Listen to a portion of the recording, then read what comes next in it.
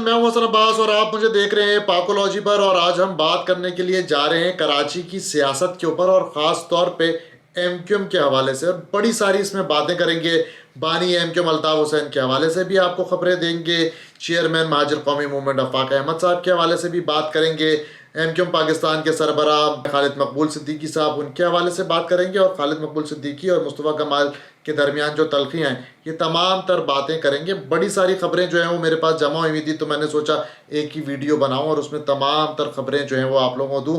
सबसे पहले हम बात करते हैं अल्ताफ़ हुसैन साहब की हवाले से, जो कि बानी है एमक्यूएम के। काफ़ी अरसे से हम देख रहे थे कराची शहर में एमक्यूएम लंदन की सियासी सरगर्मियाँ जो हैं वो तेज़ हुई हुई थी। किसी हद तक उसमें नरमी भी दिखाई दे रही थी। कराची में अल्ताफ़ हुसैन के हक में बैनर भी लग रहे थे, वॉल चॉकिंग भी हो रही थी। उसके अलावा अल्ताफ़ हुसैन की एक मुहिम भी कराची शहर में बड़ी तेज़ी से जारी थी, आई सपोर्ट अल्ताफ़ हुसैन की, जिसमें जो है वो डब्बे लेके लोग गली मोहल्लों के अंदर जा रहे थे और अल्ताफ़ हुसैन के लिए चंदा जमा किया जा रहा था उनको सपोर्ट करने के लिए। और काफ़ी तेज़ी से जो है वो ये मुहिम कराची शहर के अंदर जारी थी। लेकिन आखिर ऐसा क्या हुआ कि तमाम तर सियासी सरगर्मियों में ब्रेक भी लग गया और एमक्यूएम लंदन के खिलाफ जो है वो कार्रवाइयाँ भी सख्त होती हुई दिखाई दी। ये तमाम तर मामला शुरू कहाँ से हुआ? 22 फरवरी को जो है वो अल्ताफ़ हुसैन साहब की बुक का लॉन्च था, जिसका नाम है the Balochistan issue through the lens of history. और इसमें जो चीफ गेस्ट थे वो बड़े डिस्प्यूटेड पर्सनालिटी थे। खान ऑफ कलात पाकिस्तान में जो है वो शुरू से इनका जो एक नैरेटिव है वो इंडिपेंडेंट स्टेट का रहा है, तो यकीनन पाकिस्तान के तो ये हामी हो नहीं सकते। तो ये तमाम तर मामला है। इसके बाद जो है वो अल्ताफ़ हुसैन साहब के लिए जो एक दरवाजे तो खैर उनके लिए बंद थे, मगर जो खिड़की खुली थी वो खिड़की भी जो है वो बंद होती हुई दिखाई दी हमें। 22 फरवरी को जो है वो उनका बाकायदा तौर पे बुक लॉन्च इवेंट था और 21 फरवरी को हमने देखा कि एमक्यूएम लंदन के जो अहम रहनुमा और काफ़ी एक्टिवली वो काम कर रहे थे, अनवर खान तरीन, उनको जो है वो गिरफ़्तार कर लिया गया और नामालूम मुकाम पे जो है वो मुंतकिल कर दिया गया। अभी तक जो है उनकी गिरफ़्तारी की खबरें, अफवाहें चल रही हैं, क्योंकि किसी भी इदारे की जानिब से उनकी गिरफ़्तारी को ज़ाहिर नहीं किया गया है।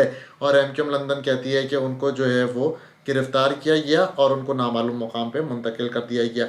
अब इसमें हुआ क्या भाई? खान ऑफ कलात ने जो है वो चीफ गेस्ट के तौर पे जब वो आए बुक लॉन्च में, तो उन्होंने बड़ी अहम इसमें बातें भी करी और बड़ी एंटी स्टेट बातें की। उन्होंने अल्ताफ़ हुसैन के बुक लॉन्च इवेंट में उन्होंने पाक फौज को जो है वो गद्दार भी कहा, मुल्क दुश्मन भी कहा। और उसके हवाले से उनके और दरमियान और अल्ताफ़ हुसैन के दरमियान जो मुकालमा हुआ वो भी सोशल मीडिया के ऊपर मौजूद है। उसके अंदर भी बड़ी सख्त बातें हुई, कोई अच्छी बातें नहीं हुई। यकीनन जब आपको पाकिस्तान में अपनी सियासी राहें हमवार करनी हो तो आपको एक पॉजिटिव नैरेटिव बिल्डिंग करनी होती है और आपको एक ही जो है वो नैरेटिव के ऊपर कायम और दायम रहना पड़ता है। मगर यहाँ पे मामला ये है कि अभी तक कोई नैरेटिव एमक्यूएम लंदन की जानिब से क्लियर नहीं हो पा रहा है कि आप किस तरफ हैं।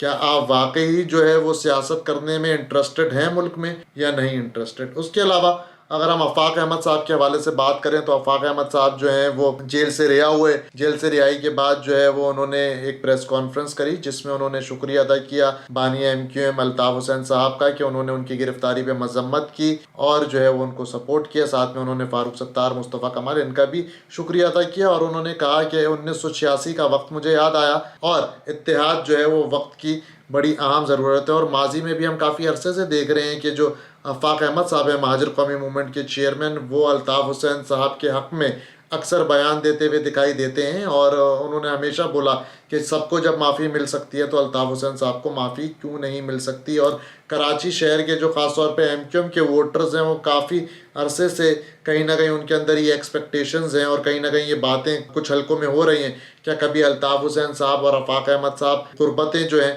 वो बढ़ सकती हैं? क्या ये दूरियां ख़त्म हो सकती हैं? क्या ये वापस तमाम तर लोग एक साथ हो सकते हैं या नहीं? और बहुत सारे लोग इसमें सालसी का किरदार भी जो है वो अदा कर रहे हैं। उसके अलावा अगर हम बात करें तो ये तमाम तर सूरत हाल बड़ी मुश्किल हो गई है। एमक्यूएम लंदन जो है वो एक मरतबा फिर मुश्किलों में दिखाई दे रही है। और अगर वो वाकई मुल्क के अंदर सियासत करना चाहते हैं तो उनको एक क्लियर नैरेटिव जो है वो स्टेट के हवाले से देना पड़ेगा कि आया वो पाकिस्तान के हामी हैं या नहीं हामी।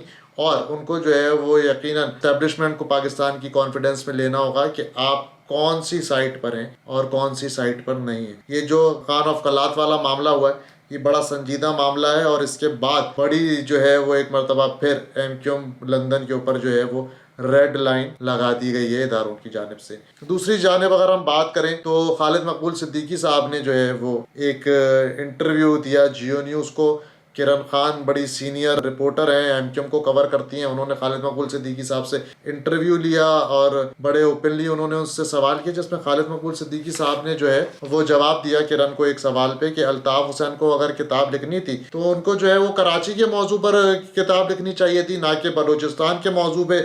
और उन्होंने ये भी कहा कि भाई एमक्यूएम लंदन नाम की कोई चीज़ मौजूद नहीं है, ना आइनी तौर पर, ना कानूनी तौर पर और ना तंजीमी तौर पर।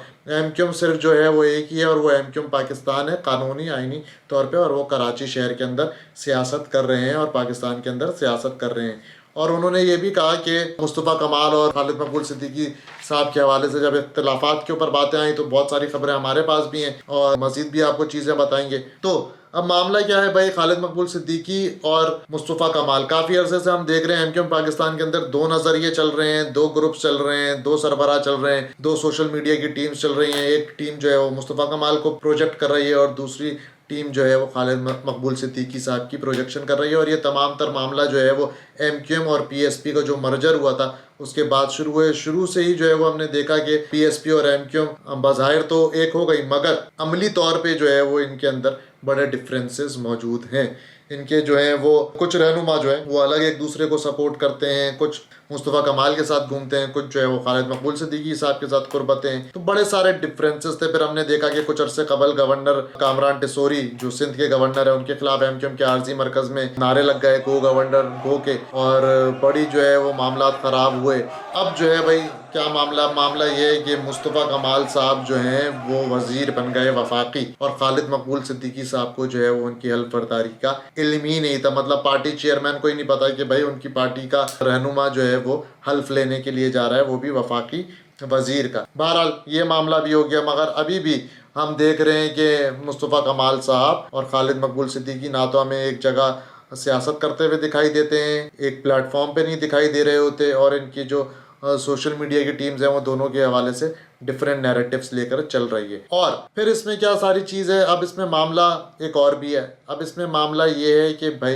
ये दोनों रहनुमा जो हैं क्या इनमें दूरियां ख़त्म होंगी या नहीं ख़त्म होंगी। खालिद मकबूल सिद्दीकी साहब कहते हैं कि भाई वक्त के साथ साथ जो है वो चीज़ें बेहतर हुई हैं, और एक गैर मामूली किस्म का जो है वो पीएसपी और एमक्यूएम पाकिस्तान का मर्जर था जो कि एक मामूली बात नहीं थी। तो चीज़ें जो हैं वो विद टाइम बेहतर हो जाएंगी। साथ ही साथ जो है वो सिंध में अगर हम अपोजिशन लीडर के हवाले से बात करें तो अली खुर्शीदी साहब अपोजिशन लीडर हैं सिंध के, बड़े यंग हैं, एनर्जेटिक हैं, काफ़ी अरसे से जो है वो हम उनको देख रहे हैं सियासत करते हैं। मगर उनकी भी तब्दीली की जो हैं वो खबरें चल रही हैं कि कुछ मुतादिद हल्के ऐसे हैं जो कि अली खुर्शीदी साहब की परफॉर्मेंस से खुश नहीं है, और कहा जाता है कि अली खुर्शीदी साहब की जानिब से जो है वो एक अच्छा अपोजिशन लीडर का रोल प्ले नहीं किया जा रहा।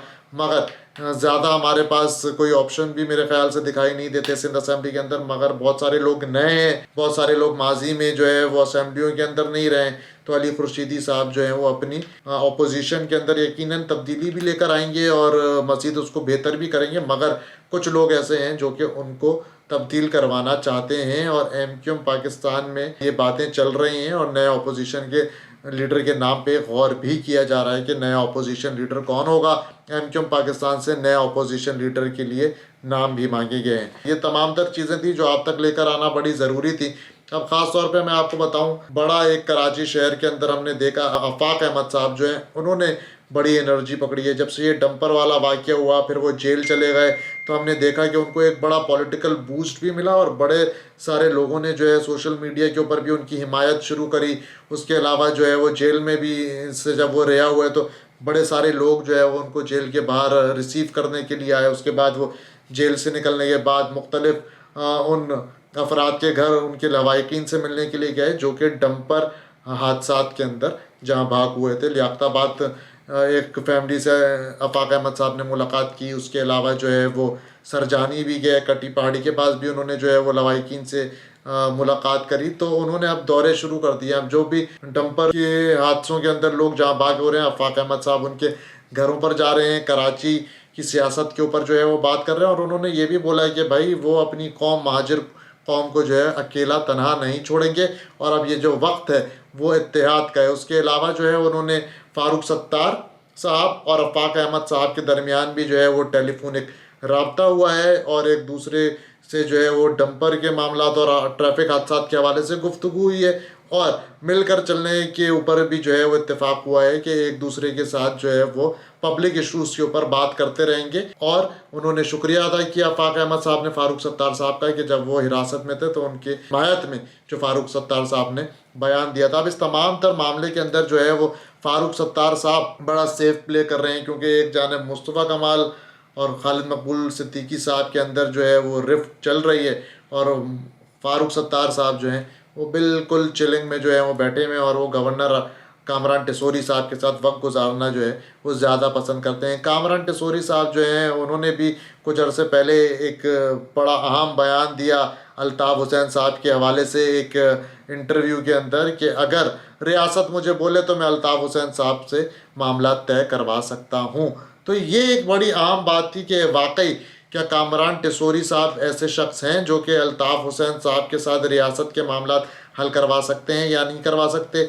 मगर उसके फौरी बाद ही ये 22 फरवरी वाला मामला आ गया, जिसके बाद एमक्यूएम लंदन काफ़ी हमें बैक फुट पे दिखाई दे रही है, और एमक्यूएम लंदन से जो नेगोशिएशंस बैकडोर कहीं ना कहीं चल रही थी उस पर भी जो है वो फुल स्टॉप तो मैं नहीं बोलूँगा मगर कॉमा ज़रूर लग गया है, और एक डिस्टेंस इस्टेब्लिशमेंट एमक्यूएम लंदन के दरमियान वापस दिखाई दे रहा है, जो कि किसी हद तक गैप फिल हो रहा था, लेकिन अब उसमें जो है वो दोबारा दूरियां दिखाई दे रही हैं। अगर एमक्यूएम लंदन की जानिब से दोबारा कोई नैरेटिव बिल्डिंग प्रॉपर और क्लियर नहीं की गई तो उनको जो है वो पाकिस्तान में सियासी फाल होने में, उनको जो है उनको सियासत में वापस फाल होने में जो है वो मुश्किलात का सामना करना पड़ सकता है। और आफाक अहमद साहब की जहाँ तक हम बात करें, उन्होंने बड़ी एनर्जी गेन की हुई है। अब देखते ये हैं कि आया वाकई ही एमक्यूएम के जितने ये धड़े हैं ये एक टेबल टॉक पर आएंगे, क्या ये मिलकर किसी किस्म का अलायंस बनाएंगे, क्या एमक्यूएम लंदन के लिए भी कोई राहें हमवार होंगी, अल्ताफ़ हुसैन साहब वापस पाकिस्तान की सियासत में फ़ाल होंगे या नहीं होंगे। ये तमाम तर बातों के लिए हम आपको अपडेट करते रहेंगे। आप लोग क्या समझते हैं एमक्यूएम के हवाले से कि एमक्यूएम की सियासी हालात क्या हैं कराची शहर के अंदर, कि आया ये वाकई क्या पब्लिक इश्यूज़ के ऊपर बात कर रहे हैं, क्या एमक्यूएम ग्राउंड के ऊपर नज़र आती है या नहीं नज़र आती। तमाम तर चीज़ें जो है वो फीडबैक के ज़रिए हमें कमेंट में बताएं। हमारे चैनल को लाइक करें, सब्सक्राइब करें और देखते रहें Pakology. Thank you so much.